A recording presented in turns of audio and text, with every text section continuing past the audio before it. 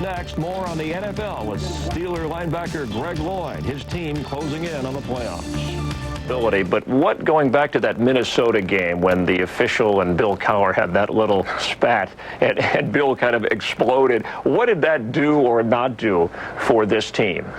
Well, I mean, Coach Cowher is like, he's one of the players, and I mean, he was right in everything he did. I guess, the rules are so you can't touch the referee and the fine and all that went place. But it was just a frustration, of saying that, listen, we had momentum and we don't let this team score. You don't let this team kick this field goal, then the momentum is with us again and we can go back out here and we can get it going. But when you come in at halftime on something like that, especially on a technicality, I mean, it's tough. And, I mean, you have to overcome those things. I mean, the refs are there, they're human, so therefore there's going to be error. So those are things that you have to overcome in this league. And, I mean, we just looked at it that way. We came in the locker room, we said exactly that. We got to overcome the referees and we got to play the game. But it just didn't work out that way that day. We'll talk more about the officials and the new rules protecting the quarterback. We'll get Greg Lloyd's thoughts on that. We're with the Steeler linebacker. He's mean. He's so mean, he goes to McDonald's and orders the unhappy meal. We'll be back with Greg in a moment. Welcome back. We're live in Los Angeles. We're with Greg Lloyd. He's in Pittsburgh. And in the preseason, Greg, you were fined $12,000 for a hit that you put on Brett Favre. And looking at the video, you clearly hit him with the crown of your helmet. He said it wasn't a cheap shot, but why do you think that you were fined? Why do you think this punishment is unfair? Well, first of all, when you're playing this game is not played like the way most people are showing it. I can't really see how you guys are showing it now, but there's a pretty good chance you're showing it in slow motion. Football is not played in slow motion. It's not played frame by frame by frame. When you got to beat 300-pound line and then another little running back or tight end and get back to hit the quarterback. Last thing you're thinking about is how should I hit him? And your whole, I guess, focus is just to get him down. And if you hit him in the head or wherever at the time, that's part of it. That's part of it. But this new rule, I think, has gone a bit far. I mean, my thing is, show me in a book. Show me somewhere where it's written that if you get hit like this, then it's X amount of dollars. If I hit him like this, it's like, there's no such thing. That's just a guy that's saying that, that's saying, hey, that's a $12,000 fine or that's a $10,000 fine.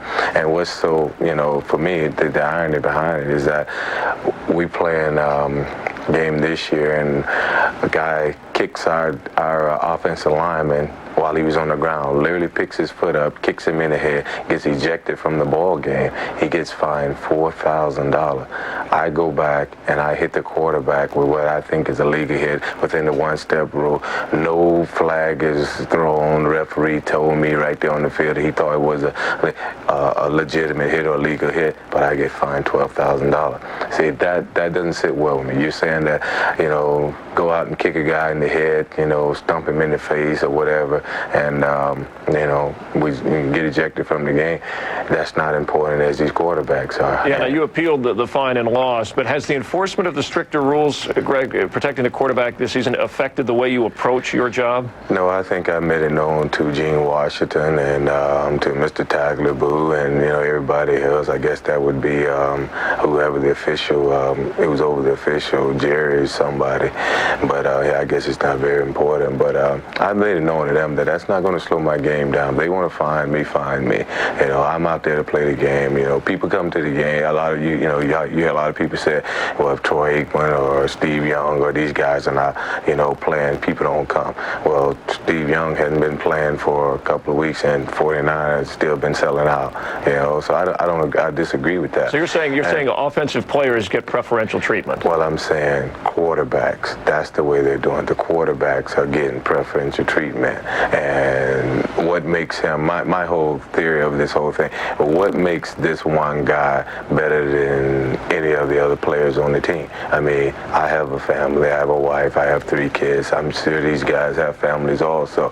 He makes $3, $4, $5, $6 million a year, and of course, these are the highest paid guys on the team. Well, that's the price. I mean, that's part of that risk you take when you go out there. If you're going to make that kind of money, then, the wrist and bars are getting concussions, getting your butt knocked out, getting your shoulder separated.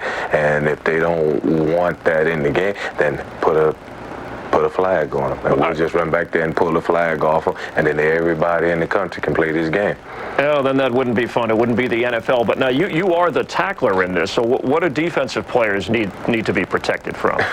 Well, tell me something. When was the last time you seen a guy get really, really fine and it's been notified on television, or you guys have projected on television for a chop block or a leg whip? I mean, you see it going on in the game. There's been one game where a guy hasn't leg whipped a defensive lineman, or a guy comes up and he's got the tight end, the back comes and chop. Those are all illegal blocks, and they can end your career. They really can. But you don't really see them glorified on television like they're showing the hits on the quarterback. And that's not being fair, because they're saying that this one guy, because of he's a marquee player or not, he's better than what you are. And I can't do it because it's prejudice. It's saying that I go to work and I bust my butt during the off season, and I do the same exact thing, maybe even more than this guy does. And all of a sudden, you're making rules that are going to protect him. Don't get me wrong. I am against guys who go and take cheap shots at quarterback. I am against that. I don't think that that's fun. But if a guy takes that one step and he puts a hit on the court, then that's part of it. You know, you can't tell a guy how you gonna control your body when you leave your feet. Don't hit here, don't hit here. Every time we go back and we go to pass rush on a running back, the first thing we do is lower our head and hit him head to head. There's no flag call. Why? Well, in relation to the quarterback, Greg, the situation aggravated when prior to the Dolphins-Steelers Monday night game. You reportedly said, okay, that you were going to knock Dan Marino into next week. Then later you said you did not say that. There's a chance to set the record straight. Were you misquoted, or did you say that in a joking manner? Well, I never said that. Actually, after we played the Houston Oilers down in the Dome, I'm walking off the field, and we had a number of penalties down there, and our defensive back, Darren Perry, had gotten penalized for a hit, and what we thought was not, really called for. Actually, the flag was, we didn't think it was called for. And the guy put the camera in my face and said, "Hey, well, what are you guys, going to do about this? What do you think about it?" I'm like, "Well, listen, we're blitzing defense, and we're not going to slow down for anybody. We're not going to pull up for anybody. If they throw the flag, they throw it, and if they don't, they don't. But we're an aggressive defense, and it doesn't matter who's back there. We're going to come after them." Now, out of that, some reporter got that Greg Lloyd said he's going to knock Dan Marino into next week. Well, me being the guy I am, if I haven't said anything, or I know I haven't said anything like that, why should I get on camera and apologize to Dan Marino or anybody for saying something I didn't? And that's how I stood. I'm not going to apologize to you for something I didn't say. And if that's what y'all wanted to do, or whoever wanted to say that to hype the game, then that was on them. But, what took place, I mean, he was throwing the ball and I hit him, and he just happened to come out of the ball game, and now, he's a thug. But it's a legal hit. Right, but Greg, Dan Marino didn't think that. Third quarter of that game, you do hit him again. He said it was a clean shot. He did not return, had to leave the game. But what were you thinking at all when you were going at him about those comments, or about what had been written? None whatsoever. I mean, I understand this, and when I go into a ball game, I'm totally focused. I don't worry about, and not to say I love my wife and kids, but I don't worry about, them. I don't worry about, what's going on in the world. I worry about playing football for 60 minutes and playing it at 100 miles an hour, reckless abandonment, whatever I got to do. Numbing my shoulders, numbing my fingers. That's part of the game. So when I'm out there, until that whistle blows, that's what I'm doing. And it was just one of those plays where I'm chasing him all the way from the other side of the field. Not that he's the fastest guy in the world. Don't take it that personal, Dan. But I'm chasing him, and I just get there at the time he released the ball, and the way he fell, the way I fell on him, he just had to come out of the game. Nothing. There was no illegal or anything intended. Wasn't even thinking about. And when he's laying there, I'm not thinking he's hurt. I just thought maybe he got the wind knocked out of him. That was it. Never thought it would be enough to come back to the game. But people want to, take that and say, "Oh well, he said that's what he's going to do, and that's what he did," and that wasn't it. But he say people who sit up and watch the game and commentate the game sometimes are really not literate enough to open up their mouth and make statements like that. They should really check into things things before they open their mouth and make statements, because they don't realize how many people they're influencing. All right, we're talking with Greg Lloyd. He hadn't talked a lot since that incident, but he's talking today here on Up Close, and we're live with the Steeler All-Pro linebacker. We'll talk more about violence in the NFL. He's a Defensive Player of the Year candidate in the NFL. Don't go away. We're back live in our remaining moments with Greg Lloyd of the Steelers in Pittsburgh, where the Steelers won the AFC Central Division Championship. And you were talking about your wife and 3 children through the course of the show, Greg, and we've seen you perform on the field. Do you ever worry about your violence or rage on the field carrying over into your home life? No, you don't do that. It's that's one of the many hats that I wear.